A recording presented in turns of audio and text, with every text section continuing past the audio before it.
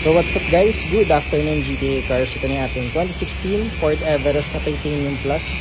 So tinatapos na ang ating 3-step detail. Nasimula na ito i-buff nung first step. So ngayon, binabuffing ulit. Tapos after nito, lalagyan ko ng parang coating yung sa finishing nito. Tapos cure, kaya malabo. So after nito, syempre magiging sobrang kinis. Parang ganyan. Wala pa to guys yung loob. Isusunod pa lang nito, kaya may mga tape pa dyan. Tinatapos pa lang to. So na-PMS na natin to, pero bukod dun, alaga to ng first owner. Kinapakaganda ng unit na to. Kasuntan namin na dala tong Everest na to guys. Madumi pa, pero kahit madumi, kita nyo naman napaka-presentable, ganda. So alaga to ng owner. Kahit dito yung mga steering, wala kami nakikitang mga kupas-kupas or what.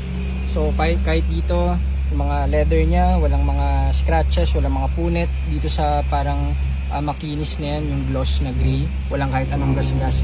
So ganun kaganda tong unit na to guys, lalo na kapag natapos tong T-step detail. So napakaswerte ng buyer natin, ating taker nitong Ford Everest natin. So ang dami nag-inquire nito guys, pero 10 minutes after posting sold agad. So hanap pa tayo ng ibang Everest at ang dami palang naghanap sa atin ng mga 7-seater na ganito, yung mga pampamilya. So tapusin lang natin ito at after nyan, on to the next na naman tayo. Yan pogi. So naka DRLs. Ito yung Titanium Plus, naka panoramic roof, automatic yung mga lift gates sa likod, naka mags na rin, 20 inch ata to, kaya mas lalong pogi. So yun muna, tapos after nito, mga final checking time, everything, release natin this week. So thank you so much GTA Cars, magandang hapon.